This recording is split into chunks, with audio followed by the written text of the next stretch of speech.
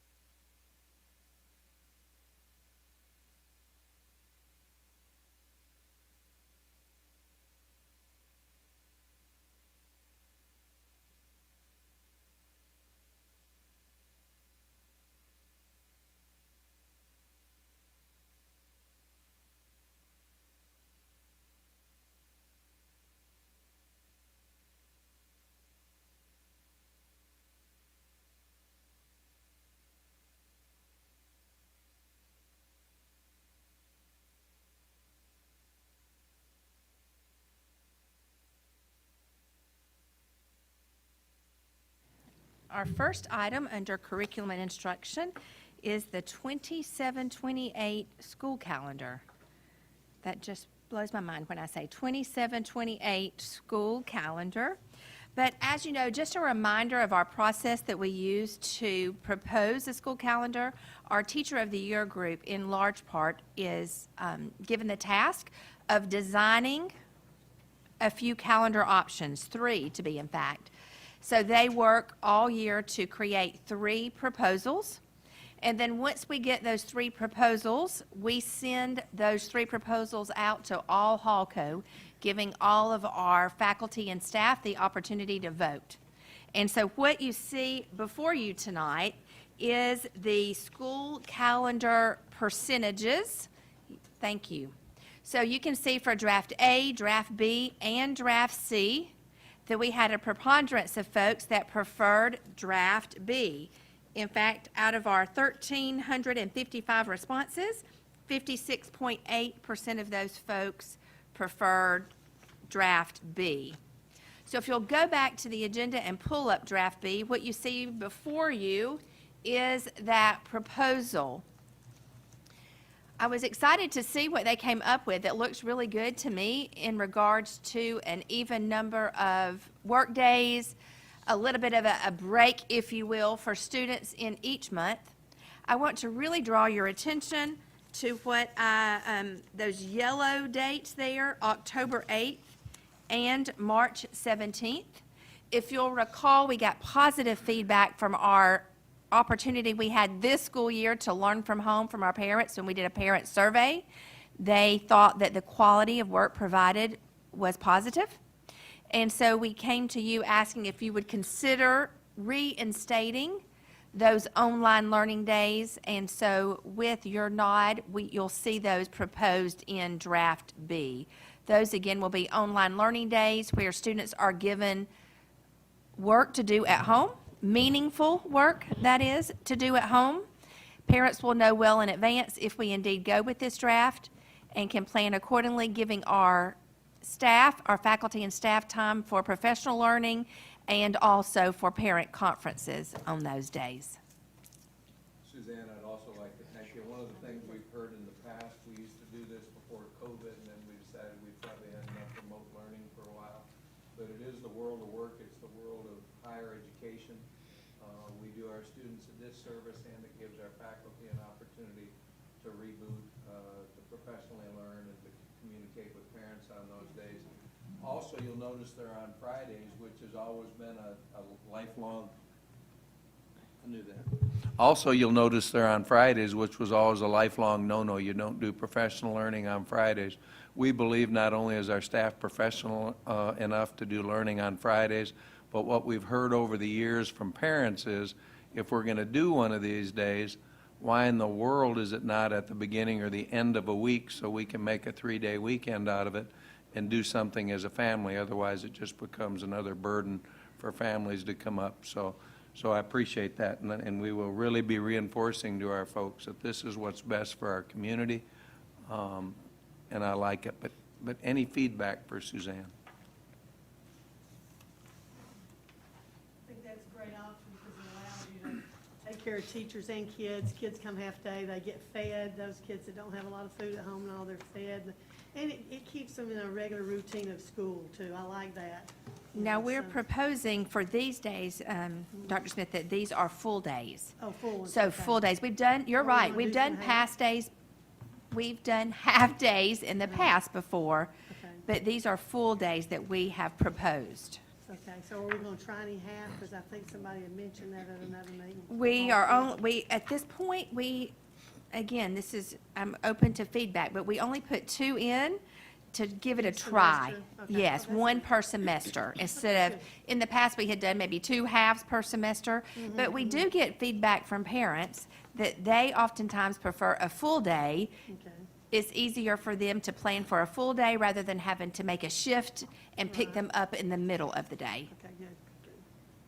I don't need a vote tonight. We certainly can let this sit and let you think, and then give us any feedback before we put it back on the agenda for a vote. Well, I could definitely see a full day because it is problematic. I mean, now I have to leave work and figure out Pick 'em picking up, up a yeah, child. yeah, and that's Where are true. they gonna go? It's much easier just to have a full day. And especially if you know well in advance. That's right. Thank you for your feedback. Any other points? Does anyone have an objection to this? No, I don't. We could vote. Yeah. we bring it up, Motion. yeah. I have a motion, do I have a second? All in favor? Thank you very much. Thank you very much. We can get that on the website, That's Erin, right. let We can folks get that know. up so our parents know Thank you. and can plan. Thank you so much. Okay, the next item under curriculum and instruction is the balanced scorecard proposal. If you'll recall, at our last training session, which was, May 18th, it feels like a year ago, but on May 18th, you all participated in stations, and we rotated around the different areas of character, competency, and rigor in regards to balanced scorecard and proposed revisions. We took your feedback on that. In fact, the one change that we made that you'll see reflected up here is in rigor goal 1. Before we did our rotations, it just said meet the percentage, but we've now changed that to say meet or exceed the percentage in regards to the number of middle school students taking Carnegie units, middle school students taking 2 or more Carnegie units, or the number of students in level 3 courses at the high school, because we have done such a great job, our teams have done such a great job of getting those numbers up in that area of rigor. So again, just a reminder, our teaching and learning team members have spent this entire year looking at the balanced scorecard to make these proposed revisions. Any questions for me? Again, I don't really need a vote tonight on this. We just want to get a vote before the school year begins so that we can begin prepping our principals on these changes so that they can position themselves to begin to collect the data. And it would be very helpful if you have comments already to give those to Suzanne so we can start incorporating and looking and massaging. But again, please look them over, give them thought. This has been our metric, total quality management metric, if you will, on a handful of things in the areas of character, competency, and rigor that we believe are important. We're going to expect it, we're going to measure it, and we're going to respond to it. And again, thank you for your participation in that board training so that you got to take a deep dive into each of those proposals. So I'll bring that back to us at our next meeting. Okay, the next few items that I'm going to bring forth are mostly informative in nature, and these all have to do with our GSBA exemplary board application. So our board has had exemplary status for many years, And we have once again completed all the requirements necessary to do so this year, but there are several things that I need to bring forward before you tonight.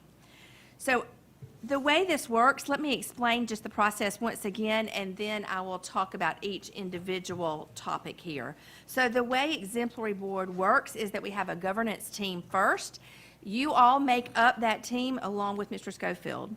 So you all complete a self-assessment, and then we also have an exemplary committee that also completes a self-assessment.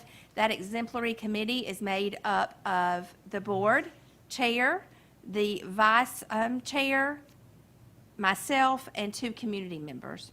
So we then take the results of those assessments and we put those together to come up with our board, to inform our board action steps for next school year. So what you'll see before you is first the governance team self-assessment. And on each of these domains, there are 9 domains. In the past, there have been 8 domains. There are 9 this year, with the 9th being safety that GSBA has added, and I don't think any of that will catch us by surprise. But the 9th domain is on safety. The governance team, which again is all of you and Mr. Schofield, have rated us satisfactory on each of those 9 domains. Then if you move to the exemplary committee self-assessment, again, on each of those 9 domains, we were rated as satisfactory. And you can see each of those ratings there on those 2 documents. Finally, what we have to do is come up with recommendations, or an action plan, if you will, to guide our work next year. And I'm going to read those to you. That is under, if you want to pull that up, that is one of the last pages under the governance team self-assessment. It might be a little difficult to come to find it in the midst of all that. I apologize. Let's see if we can go to the end and find that. It says action plan right there. Look how smart. I'm telling you. I don't know who's behind the curtain there, but Mallory. Kudos to you. You're doing better than me, and I have it in front of me. All right, so the action steps are, because the board have members who have joined or will join within the last 2 to 3 years, we're going to have new board members. Then we will continue to work on training related to board roles and responsibilities. I think this will be a timely action step with new board members coming on. And then that is under Domain 1, governance structure. And then our second action item will be under Domain 7 with financial governance. And again, I think this is timely. The board is commended for its leadership in work balancing budgetary factors and facilities planning during challenging economics times. We will continue to work on our stewardship and decision-making, understanding that future tax digest legislation and other variables will be impactful. Those are the 2 action items there.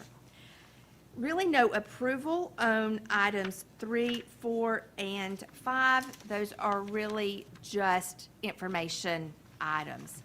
Mallory, if you'll pull up 5 for me, please. This is just documentation of all of the training that we have done this year. We have had 12 hours of training, which is what is required for the exemplary board application. And I will be asking each of you just to sign off. You know, you sign off each time, but then tonight I'll ask each of you to sign that we have indeed completed all of those trainings. Any questions about any of those application materials? What's that like, the very top designation that Deborah wants, that, so she do a presentation at GSBA, there's one above it. Queen for the day. I am not quite familiar with that, but I will certainly add that to my research column. It's like board of the year, something like that. We went to a meeting on that, We and went you to- jumped through a lot of hoops to get that. And Wow. Yeah, it was crazy, but Yeah. she wants to do it so she can speak in front of everybody. You know, I learned a term one time at my own superintendent training that I went to, and it said, if it be the will of the board, we will research that. If it is the will of the board, we will certainly look into that. Craig knows It's- all about it, and I don't think I think we're. It was difficult enough that they didn't have one this year. Okay. They had 5 finalists, Yeah, but they did not have nobody made it this year. Wow. Nobody made it. nobody made it this year to complete all of it. And that was after they filled out all the pages and pages of paperwork, and you've got to change some of your curriculum, and you got to do what they tell you to do, and I wouldn't And want us to how be they under tell you that to kind do of it. control. Okay. Kind of a top-down thing, looks like. Yeah. Wow. If it's the will of this board. Hey, that's my statement. I should have brought it up. Our statement, that's right, it's our statement. Okay, thank you. If we can go to item 6. This is an item that we'll need a vote on tonight. This is actually you all telling me that we do indeed want to pursue exemplary board status. So this is really you just telling me that we want to complete this application, and all of items before, the 3, the 4, and the 5 will become items that go into this application. So do I have a motion? Second? All in favor? Okay, and I want to look at Amanda Llewellyn and see if there's anything, are we good? Okay, perfect. It does say draft application. If you look here, it says draft application, and it just simply says draft because we've got to add all of those items that you just had a look at in the application, and then it will become the application. Okay? All right. I think my last item is field trips. And there are 2 field trips on there, neither of which need to be approved tonight. So I will bring those back at our next meeting. And I would point out that the Universal Studios trip is during spring break. Yes. So I'm in support of that.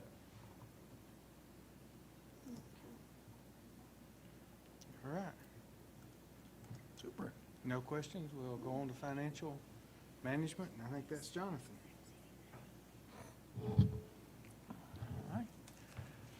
Yes, sir. TAVT report is before you.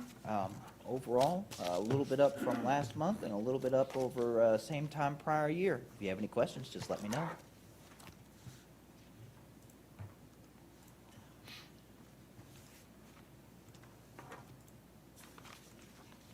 And financial reports. Financial report for the month of May is before you. Overall, in numbers that we like to see for this time of year.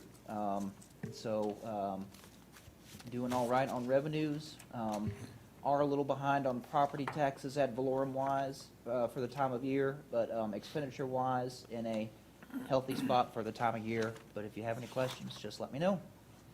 And the landscape has changed so dramatically over the last 18 months in terms of property taxes and collections. I don't believe that that represents fewer people paying their taxes or being late or being delinquent. I think what it is we're starting to feel the full effect of the local legislation that went into effect last year, which quite honestly, they even admitted our tax assessor's office was having a hard time making some sort of a prediction about exactly how much that was going to cost you. We'll talk about it later tonight, but I can tell you exactly what it cost you from the digest that we received from last year, and that was $11.1 million at 14.99 mils. So once again, when you see our year-ending documents and you see that we ended up in a deficit this year, and again, we won't know for sure until the end of June, but it's going to be between $6 and $10 million of a deficit this year. You're looking under the right stone if you think about the local legislation that was passed last year. So once again, I do not believe that in the environment we're in, it's more people not paying their property taxes. I believe it's the effects of the local legislation that is now in place, which again capped the growth at 3%, and then also reset digest values for homestead to 2023.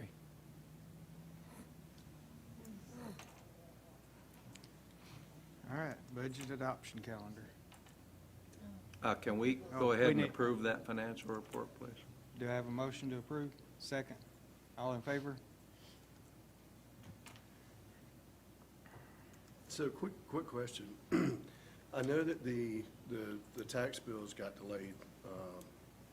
So if the tax bills were delayed, all the deadlines would have been delayed as well.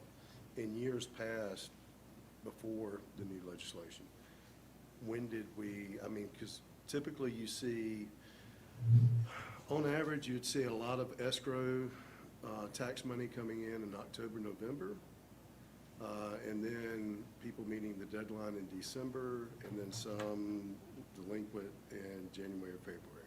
Is that accurate with what you? Yes, sir, in years prior, November would be the start, and then December would normally.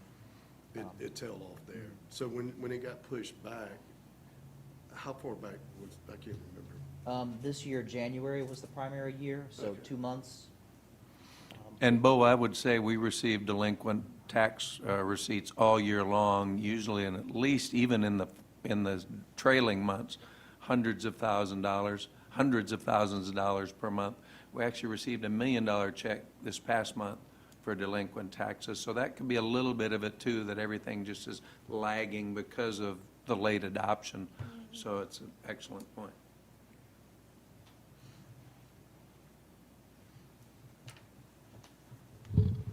All right. We have the budget adoption calendar for this coming budget cycle before you. This was the listing of meetings and the required meetings by law that we are, and notices we're required to do in order to pass our budget and our millage. Newsflash, again, I'm sorry to butt in, Jonathan. You probably have not been in your office enough in the last hour to see it. Just in the last hour, we got an email from the tax commissioner's office saying they realized there were additional errors in the tax digest, and they weren't sure if that was going to cause yet another delay.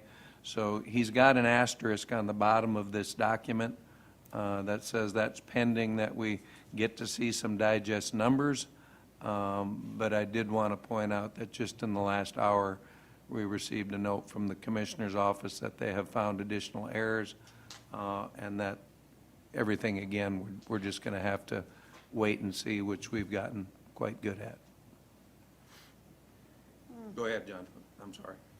But if the current cycle calendar holds, then the earliest that we could currently adopt a budget and comply with the law is the August 24th regular meeting.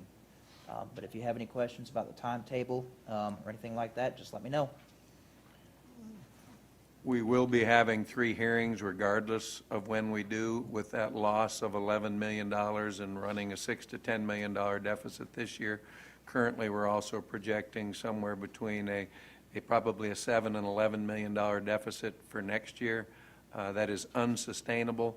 You will not see a rollback recommended from this office this year. I cannot imagine how you put a budget together this year without a millage increase. We don't know what that looks like yet because we haven't seen the digest, but you can't keep taking $10 million out of your revenues at a clip and not think that it's going to affect you sooner or later. Sooner or later is here, so you'll see that as we move forward.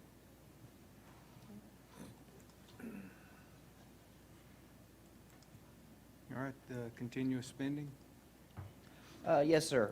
In line with that calendar for the month of July, since we don't have a tax digest yet, we are requesting a continuous spending resolution for the month of July, which will be 1/12 of this past year's budget's expenditures. We'd like to request approval of that continuous spending resolution this evening.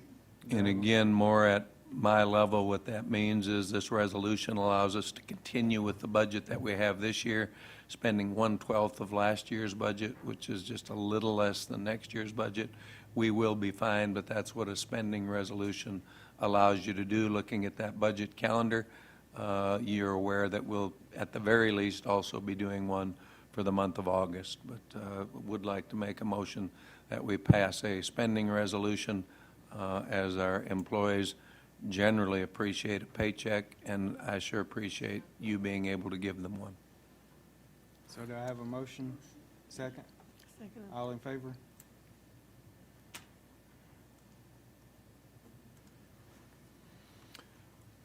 Jonathan, I want to thank you and DJ for the work that you've done. terms of proposed FY '27 budget. We've waited. You all have seen a lot of documents, but it's time to go ahead and get started. Again, these are preliminary preliminary documents, as we have not gotten any indication of what the local digest is going to look like for next year. What I can tell you as we move forward is it appears that our state funding will be level for this year from last. We won't receive an increase. That mainly is due to the reality that even in the face of increased costs and increased revenues per pupil coming out from the state, keep in mind that we lost somewhere between 500 and 600 students in enrollment last year. And so again, we will not see any additional revenue at the state level for this next year. But Jonathan, you want to explain what that document is that everybody has, and I believe it was also in the packets for the public. It will be posted on our website. Where will you find that, Jonathan?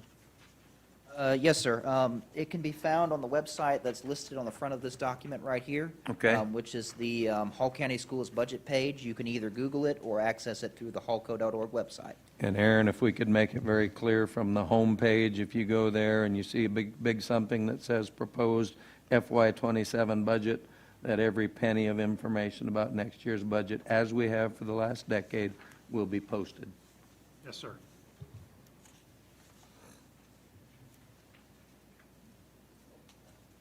Yes, sir. Just a very quick overview of this budget. So when you go through this document, you'll notice a few sections to it. The first page, right behind that cover page, is just a very quick synopsis of our budget timeline, abbreviated version of the document you saw before, and how we develop our budget.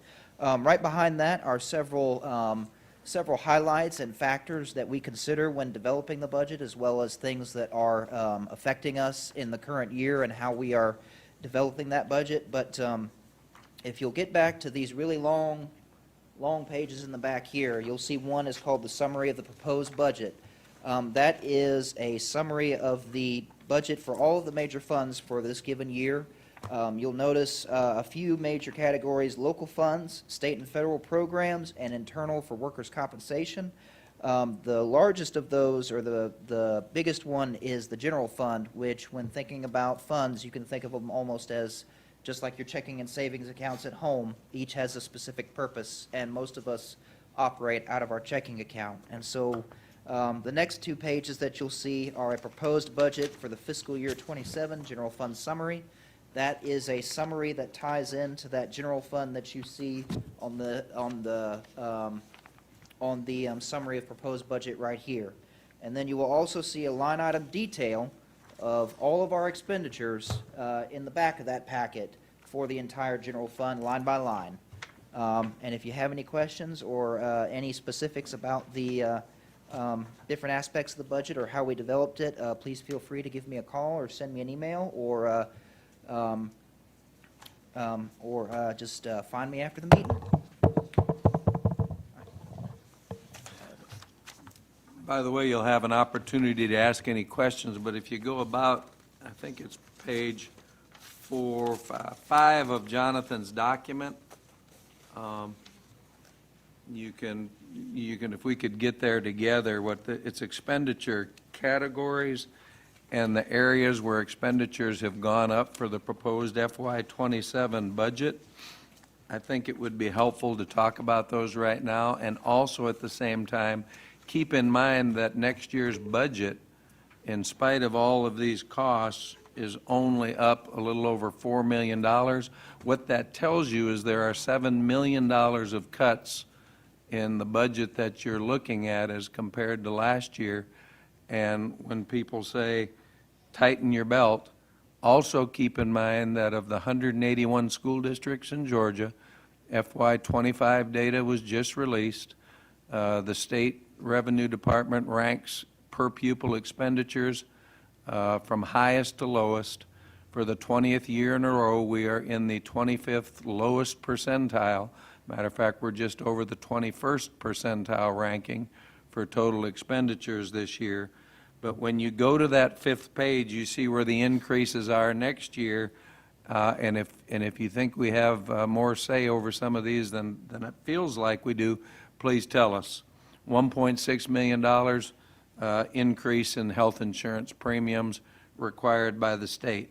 The salary step increases, the increases that teachers and classified employees get for longevity and being in their job, $2.7 million. The literacy coaches required by the state, and we actually welcome that, but that's an additional $2.9 million, one at every elementary school. We were able to offset some teaching positions with Title I funds at a tune of $1.6 million, which means that the actual cost of having those literacy coaches in every elementary school is really $1.3 million. Teacher retirement system increase in the rate as well as the salaries going into it, $800,000. Fuel costs, and this is very conservative, we're expecting $320,000 increase. Transportation budget over the years with our programs of choice, early college, our increase in homeless students, our increase in special education students, special education routes, we finally decided to bite the bullet and put that actual cost into the cost of transportation. That was about $2 million. Maintenance, $630,000 increase. Thank this community for us having a 1 penny sales tax. I cannot imagine how we would keep up these aging facilities without the special local option sales tax, and that $630,000 would be in the millions if we did not have special local option sales tax. Special education continues to grow in every area, including speech and language. We're estimating an additional $500,000 of speech and language expenditures for services next year. Special education paraprofessionals, again, almost $500,000 for additional positions required because of our special education population. Put those together, that's $11.7 million of increases in expenditures in certain areas. Keep in mind, once again, that the budget that's before you only has a total of about $4 million of increased expenditures. And again, what that means is $7 million was cut from other places. And yes, our students and our faculty are going to start to feel some of those cuts. So be glad to answer any questions. This next few weeks will be an opportunity for you to look through those budgets, for the public to look through those budgets. But actions have consequences. And the actions that we've taken in terms of what we believe as a community is important for property taxes is sitting before you. Be glad to answer any questions. I don't have a question. I would like for you to speak to this, though. I mean, we've talked about it. Because an average response of very, actually intelligent and well-meaning people would be, well, whatever the shortage was, however millions you quoted just a moment, say, well, you put that up against, what was it last year? General Fund 370? 336 million, Okay. I believe. Well, but they were looking at that whole thing and say, well, that's such a small percentage. And it's hard to get them to understand, or this gentleman I was speaking to, wonderful guy, was that, no, we don't have that entire 370 that we can use to cut. There's such a small amount that we can cut. And I think that's the thing that just the average person, and I mean, great people, my friends, don't understand. So can you speak to that just? I'd be glad to, and as a matter of fact, Jonathan's done a beautiful job of sharing with you that 85% of that budget, that big figure you just talked about, is people. All right. And so when you talk about wanting to make cuts, what you're really saying is pay people less. Pay your teachers less, pay your bus drivers less, pay your cafeteria workers less, because that's where 85% of your budget is coming from. Or cut positions and let the California effect take place when you've got 40 students in your classrooms. That certainly is the first thing I would say. After that, if you look at that remaining 15% and you start looking at areas like diesel fuel, electricity, custodians, maintenance workers, cafeteria workers, you're starting to eat up almost all of that. And once again, the question is, so what are we going to cut with those fixed costs? And so, once again, it would be easy to say, if you're making $70,000 a year, certainly you can get by with $63,000 a year. That maybe is a reasonable, I think it'd be tough for a lot of families. But in our case, what you're really saying is get it out of where your money is being spent, and that's people. I tend to believe as a dad, way before as a superintendent, that the most valuable resource we have in teaching boys and girls is our people. And we want to have the best people we can possibly have. And when we start lagging in salaries to our neighbors, I shudder to think at what the effect is going to be, and the effect is going to be directly to boys and girls. So I would answer that with the vast majority of our expenditures, 85% of them, people. Which people do you want to pay less, or which people do you want to do without? So.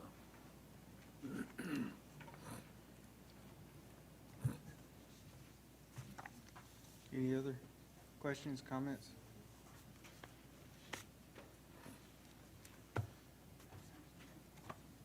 All right. Not, Eric, I think, is next. The only other, no, before you do, Eric, would you pass out, have you passed out the other? I've done the general summary that I usually do, which explains where costs are up, where costs are down, what you can expect for the years to come. And again, I'm not a pessimist. We're going to make it work in this district. We're going to take care of boys and girls. We're going to hire the best people we can possibly find to work with our boys and girls. But there are some realities attached to that.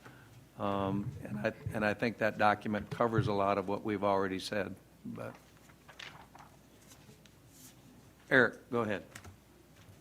Yes, sir, and Jonathan can speak this as well.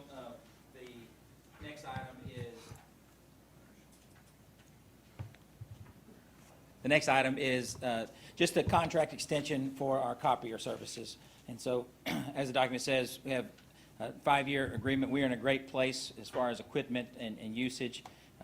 We plan to, this coming year, do some work on seeing where we're at, working with a consultant to see if we put it back out for bid, but it is simply a request to extend the contract as outlined in the contract for an additional year. Questions for Eric? We've had great service, 28,000 boys and girls and 3,700 employees. Tend to make a few copies even when we're being told it is a paperless age. I haven't found that to be true for me, but we are very pleased with the services we're getting. I think our cost per copy, Jonathan, you're going to have to help me, or Eric, I believe is somewhere in the 0.8 of a penny per copy, maybe even less for black and white. 3/10, yes, sir. 3/10 for black and white. I think it's 0.8 for a color copy. So we're doing all right when we compare that to the market. So I would like to recommend that the copier contract be extended for an additional year. Motion, second. All in favor? Any opposed? One absent. Let the record show that was four people in favor of, no opposed, and one abstaining. That would be Mr. Harrington. Aaron, custodian. Certainly. Before we get to the custodian, let's not forget about the benefits that we've probably saved 7 digits now in costs of the very high cost local printers that were being used before we went to all this, to the centralized printing. And the benefit for a teacher, they can press print in their room and go pick it up at the end of the day or tomorrow, whenever it's convenient for them, and not interrupt instruction. So many, many benefits to the centralized print program we have. So let's talk about the custodial services contract. As you may remember, Bud Group is our current provider, doing a great job. And as importantly, they are responding to concerns when they do come up, which has not always been the case in the past. We'd like for the board to consider exercising the third year of the option. It was the original contract began in 2023 on June 1st, and it had 4 allowable renewals. This would be the third of the renewals. In addition to the base contract, this request is for an increase of approximately 2.5% of the base contract. Approximately 1% would go for employee raises, and the majority, so approximately 1.5%, would cover an additional 22 hours of custodial service per day. And as Matt discussed with you all at the April presentation, this is due to the additional square footage in our schools. We've actually been absorbing that the past several years, for instance, at Lyman Hall, through credit hours and such, but the additional square footage is too much. Specifically, it's at North Hall High School, the building addition, Flower Branch High School, the 7-classroom modular, Chicopee Woods, the 7-classroom modular, Johnson High School building addition, East Hall High School building replacement addition, I already mentioned Lyman Hall, and then the Chestnut Mountain 14-classroom modular addition that we have been absorbing through credits. So as you can see on the screen, the current base contract is 9.299309, and the proposed increase is $232,000 for a proposed base contract of 9531792. And please note that the employee bonuses would remain unchanged at an allowable $575,250 per year maximum. And as Matt emailed you when he sent this to you last week, this contract does renew on July 1st, so we would like consideration for action tonight. Let's keep connecting the dots every opportunity we can. Brian, let's go back to your question. 15% was not personnel. One large item that is not personnel any longer is custodial services. 12 years ago, we would have been very traditional, like most school districts, and hired our own custodians. Keep in mind now that a custodian that worked for the Hall County School District, we would have to pay for approximately $25,000 per custodian just for health insurance. We haven't gotten around to other benefits and salary yet. So when you're looking at that $9.5 million, of the 15% of the budget that's left, that is representing probably now getting closer to $1.5 million to $2 million a year of savings by contracting that out. But there's another almost $10 million of that remaining 15% that there's just no way to cut. I mean, that is what it is. We've negotiated it. We've found a contractor who'll do the work. They're doing it for much cheaper than we could, rather than using the traditional means of hiring our own custodians. And once again, it would take longer than a post on social media to explain the answer to your question.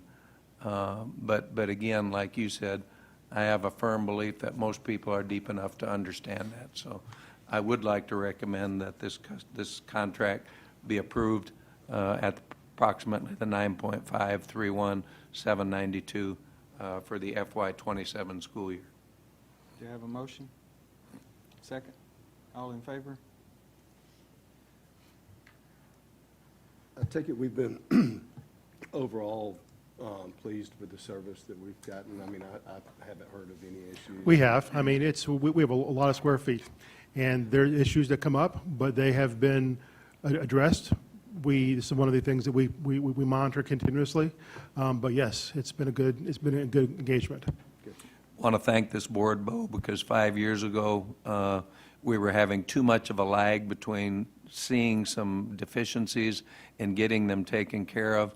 Not only do we have a weekly check of every building by our own 2 independent inspectors, we now have a communication process in place, and our principals will even tell you it is dramatically better over the last 5 years as we've shortened that period between seeing a deficiency, getting the word out. Again, we set our expectations, we assess, and we respond, and that's getting shorter and shorter, and we have been more pleased with the contracted custodial than we've ever been in the past. It's a great question, and we keep putting processes in place that make it a little better and a little better.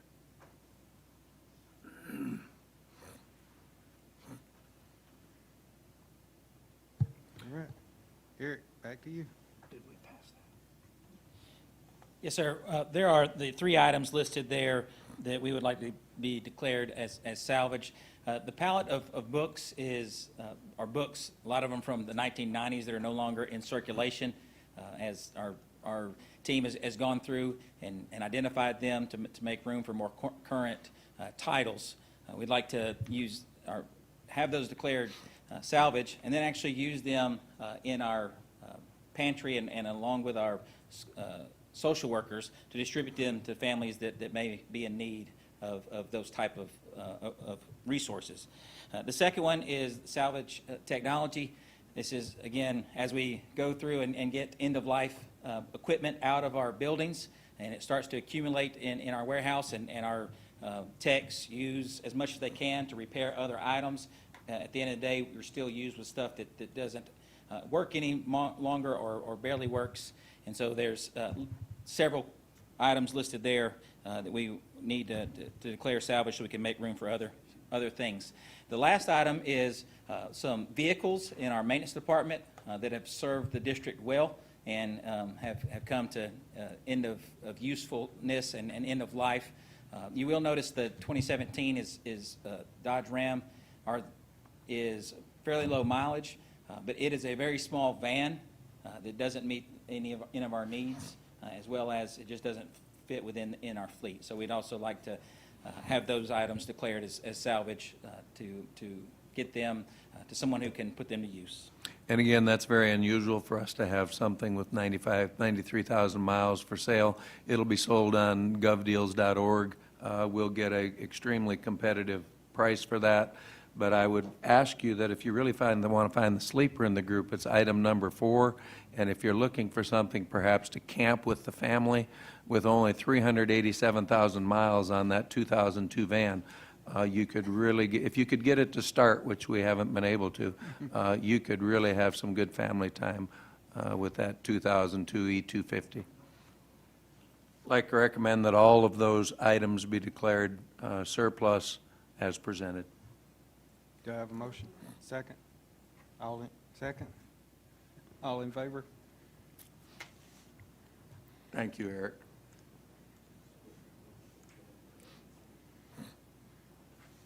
Splashed. East Bloss collections are before you for the month of May.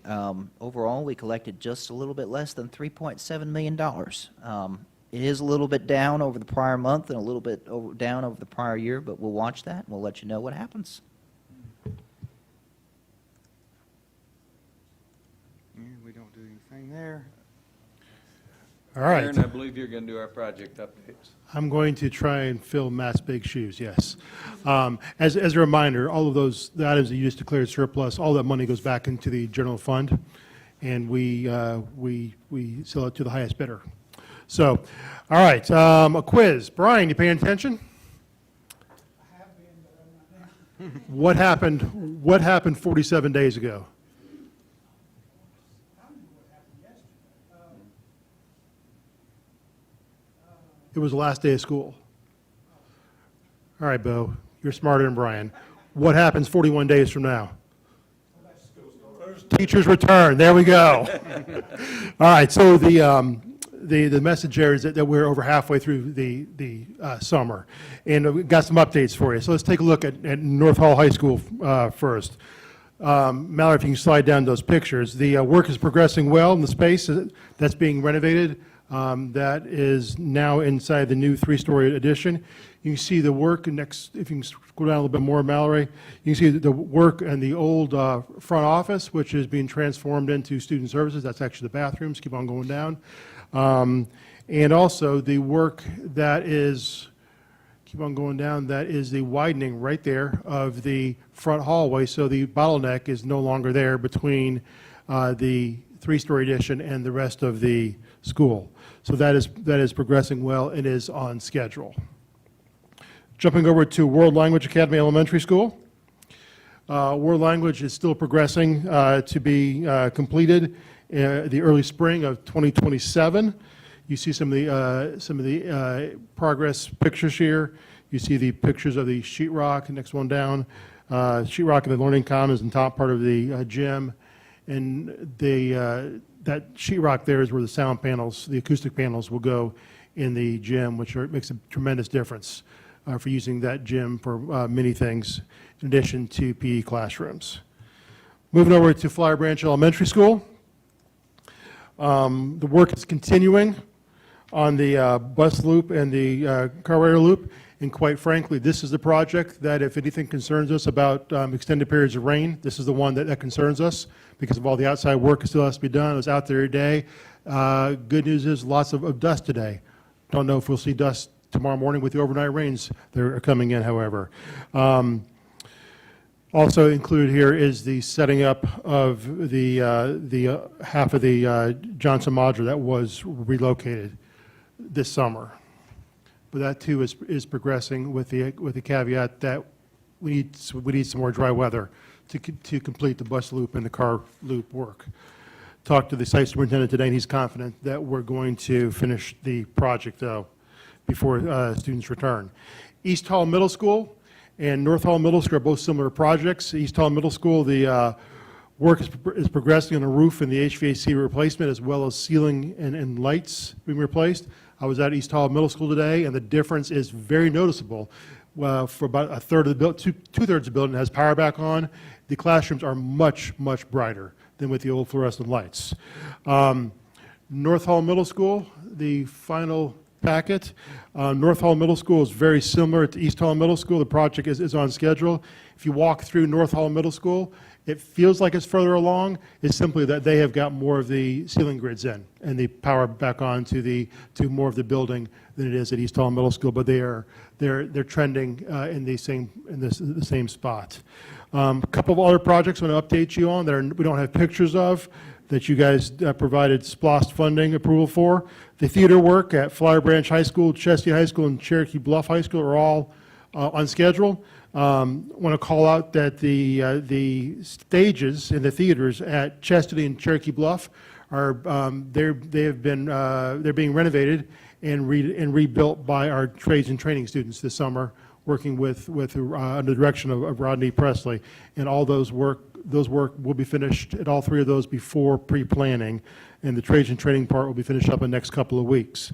The lab sciences area at Ivester North is 99% complete. The furniture was installed last week, and as a reminder, the Ivester project is a donation-funded project from the Ivester Foundation, which we're very grateful for. And we've got a number of small projects like the culinary labs at Davis, Chastity High School, Flower Branch High School, and the modular set up at Chicopee Woods as the other half of the Johnson modular, and the construction lab at Cherokee Bluff Middle School. They're all on schedule as well. So kudos to Matt and the entire facilities construction team. They're doing a great job. They set together a great plan, and they're executing the plan. With that, any questions that I can answer on those projects for you? How are we coming with the bleacher replacement in a number of the gyms? The pictures that I have seen is the bleachers were about 80% complete, and when I asked 2 weeks ago, there was no concerns about completing them. So several of them were actually completed before school was out. Yeah. The thing I've noticed, I wish Matt was here because, let me take Johnson High in particular, because like, I could be touring that school and go through the part that I was in 19, and all of a sudden I'm in the new part without it being weird or strange or some kind of crazy, you can't, I mean, it's so seamed together so well, not just at Johnson, any of the other additions we've made. So that's caught my eye a lot. And We're very fortunate to have Matt as a 25-year certified architect in this position, because he gets those things that the rest of us would probably miss, how it feels. Like widening that wall at Hall at North Hall High School, tremendous difference. Yeah, because you really, a lot of times I won't even know. I've just moved in a brand new, even because they kept it up, the original up so well, and it blends in real well. It does a great job. And Brian, also with the safety concerns of the last 2 decades, I hope you'll see in all of our additions and renovations, fewer and fewer doors, fewer and fewer needs to go outside. You're going to see that in North Hall High School. That's why we probably had a dozen iterations before we finally landed on going ahead and biting the bullet and taking the center of that campus out, building up, and sending kids outside and walking less, and keeping them under a roof and under our control. So thank you for saying that. Please pass that on to Matt. I will. Thank you, Brian. All right, project funding request. We've got several in front of you. Matt and I have sent you guys these in the past couple weeks for your consideration. The Martin Elementary hot water here replacement at $35,000. Currently, the hot water at Martin is provided through a loop system and central boilers. I don't know what that means, so don't ask me any questions. But the boilers are there in the life, and we're going to replace them with 4 tankless units. So in addition to more efficient, we'll actually have some redundancy that we do not have at Martin with this expenditure. Spout Springs Elementary School, inclusive playground, $150,000, similar to what you work with at our other locations. Hope for Hall is completing their fundraising campaign, and with this funding, we'll have all the funds to proceed with the with that inclusive playground. This will be our 5th inclusive playground, joining efforts with Hope for Hall. The other 4 are at Walker Mountain, Deal, Lyman Hall, Everwood, and Spout Springs. And Hope for Hall has been a huge part of all those, except for the ones at Everwood. We're appreciative of their partnership. The AOD gym audio, parts that need to be replaced, that doesn't work, that's $35,000. Replacement of backflow prevention assembly at multiple locations, and those are the pieces that on all of our properties that are required. We've got several that need to be replaced. They're in No Life in Johnson, Flower Branch Elementary, Linear Elementary, Tabmore, Chastity Middle School, Chastity High, Flower Branch High School, Iverson North, and Mount Vernon and Sardis would be the locations for those. And the final item, as Will was talking about earlier, we are very thankful for our community support of SPLOST 7. And we would like to continue our practice of moving things out of the general fund into SPLOST when possible.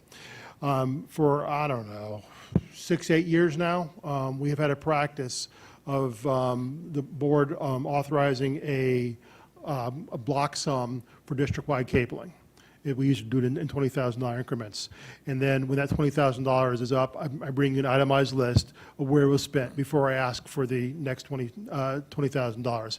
We'd like to continue that same process for replacing HVAC units. So there's $250,000, $250,000 not in the general fund request this year. We'd like to move those into the SPLOST request. However, HVAC units need to be replaced when they need to be replaced, not wait for a month with the kids not in a room that's heated or cooled. So we'd like to follow a similar procedure that you guys approve a $250,000 block amount for HVAC units. When that's down, Matt will use the exact same form that we bring you for the district-wide cabling. You'll see exactly where it is before an additional expenditure is requested. Questions on that? And we're going to look for more opportunities to do that. Not only some of the times we can purchase in bulk and have some things in inventory, but it just makes sense. And so thank you for your trust. And Aaron, thank you. We've done that in a couple areas, but for following up and telling the board the $20,000 is gone, here's where it was spent. Any questions? And we'd like to do the same with these replacement for HVAC. Yes. You need that approved. Yes, sir. Do we have a motion? Second? All in favor? Brian, I think he, you know, he's old. He didn't raise his hand too high. Yeah.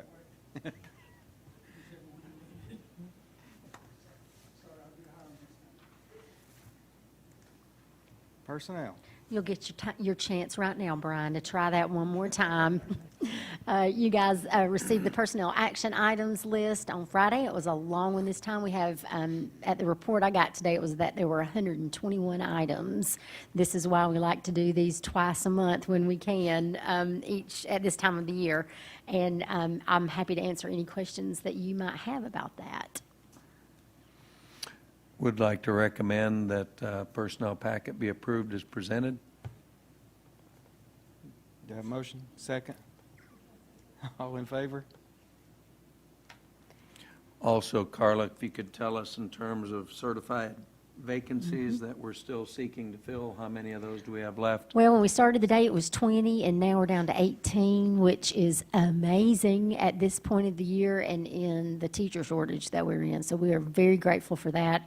That does include, of the 20 of the 18, 8 sped teachers and 2 math teachers. So that kind of gives you a little bit of idea about our high need areas in our district. And so I still feel like we're in a really good place right now. All right. I'm glad I asked you because I actually thought there were 20 as of this morning, and there were, and I'd have had the wrong answer if I hadn't asked the person who really knows. Before we go on to citizens' input, I just want to also, we should have done this during the budget session, but there was a time 25 years ago when we would publish budgets, and I was in this line of work when people would see something that they weren't sure about, and they actually would pick up the phone or send you an email and ask about it. So let me tell you one of the items that you'll hear about, or unfortunately you may read about in social media, and that is you'll see on the summary page for general fund expenditures a $2.7 million decrease in safety funding expenditures. So here's the reason. Number one, the state of Georgia is giving $67,000 per school. That's $2 million for safety enhancements in all of the schools in the state of Georgia. We appreciate that greatly. Number two, last year, if you recall, that was the year we had a significant amount of expenditures for Centegics, and we put it in place. It is now in place. That won't be required this year. So when you read they've lost their mind, they're spending $2.7 million less on safety.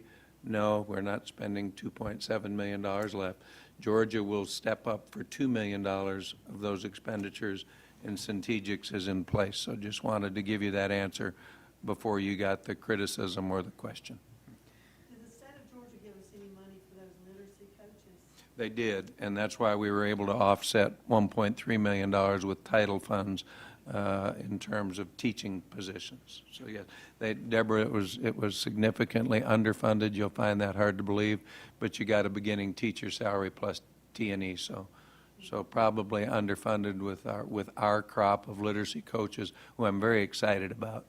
But probably somewhere in the neighborhood of $40,000 per position that we're underfunded. You're requiring things but not giving them money to go with it, which puts us in a bind every time. Yes, ma'am. Good that they did that. All right, if nothing else, we'll have citizens' input, and then we'll go into an executive session for the superintendent's evaluation. There'll be no action after that.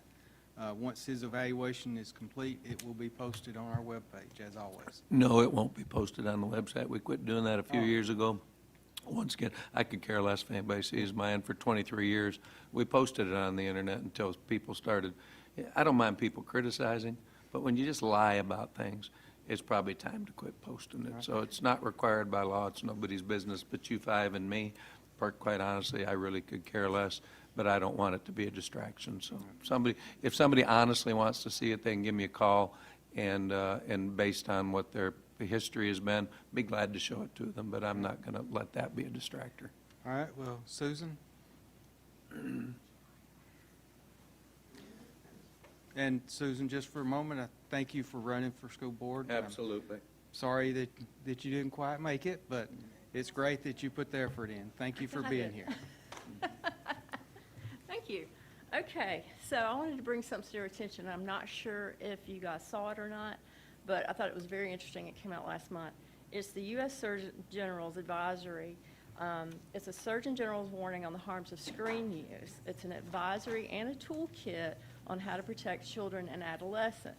Now, it's probably, and I apologize for scrolling through it, but it's probably about 80 pages of information. And I read through it. It's really interesting. Of course, it shows what you already know about screen time use going up as the children age. I mean, we all know that. I've got a 20-year-old, and I can't get the phone out of her hand. So that's fine. You just know it's going to happen. But I thought this was interesting. A couple of facts that they put out here was research is predicting that by 2050, almost 40% of children will be nearsighted because of the use of the screens, whether it be their phone, their tablet, TV, whatever screen you can come up with, any electronic with blue light especially, is going to be an issue. So as you go through this, it gives you a toolkit that gives advice to parents, to various groups as you're going through. It's really very interesting. And it's got a section for schools. And I thought I would just highlight some of the things that I found on the schools. And it says, and I'm just pulling a few things out. Limit screen use to support teachers and enable distraction-free teaching. And I realize that the state has said cell phones are going away, but you have screens available to your students with the tablets that they use. Give me the name of them. Chromebooks, thank you. For the Chromebooks. And so that is part of it, being with the Chromebooks. I believe they do kind of get distracted sometimes. It also says to limit screens by assigning work in books or on paper whenever possible. Invest in physical textbooks and prioritize pen and paper curricula, hands-on activities, and social activities for all grade levels. Build in more opportunities for physical activity during and after the school day to help students meet the nationally recommended 60 minutes of physical activity daily. Think about your recess time. Offer access to games and activities that encourage physical activity and social interaction among students during lunch or recess periods. Offer a variety of extracurricular activities to help reduce harmful effects of screen use, and implement school policies and practices aimed at improving diet, physical activity, sleep, and mental health. I just think it's a really good thing to read through, and I can get it to you if you'd like, so thanks. Please do, Susan, thank you. Jody?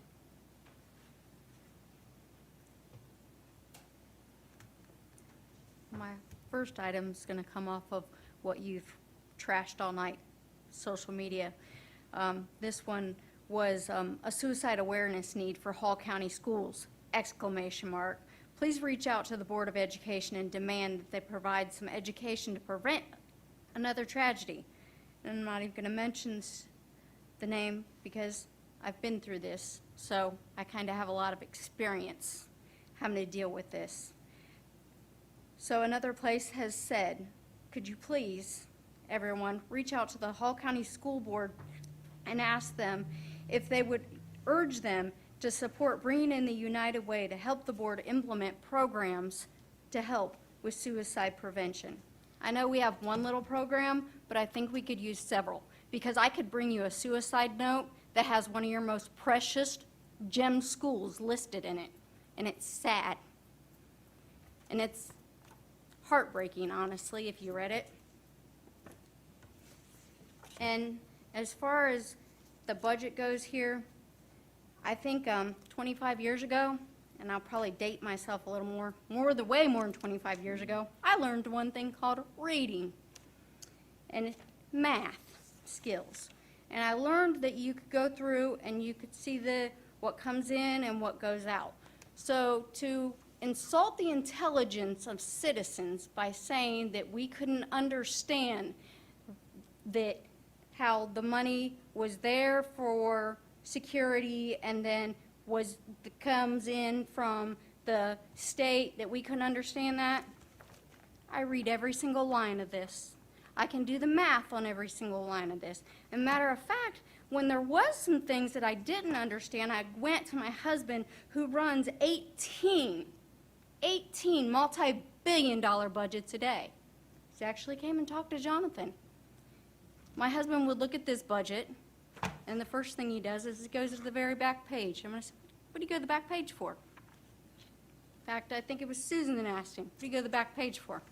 He says, well, that's where you're going to find the stuff they don't want you to see. And by golly, let me tell you, last year, that man found the stuff that you didn't want us to see within about, maybe about 30 seconds. So next time you want to question the citizens of how dumb they are, some of us learned math and some of us learned to read. Thank you, Jody. And by the way, I think I'd love to replay tonight's recording and see that I never called anybody dumb. We do have a certain group of people in our community that have a propensity, let's just say, to exaggerate the truth. As a matter of fact, the Bible might say we have some individuals who are liars and the truth is not in them. So the general citizenship, absolutely. We have to protect, unfortunately, against the few wolves in sheep's clothing. So thank you for your comments. Penny?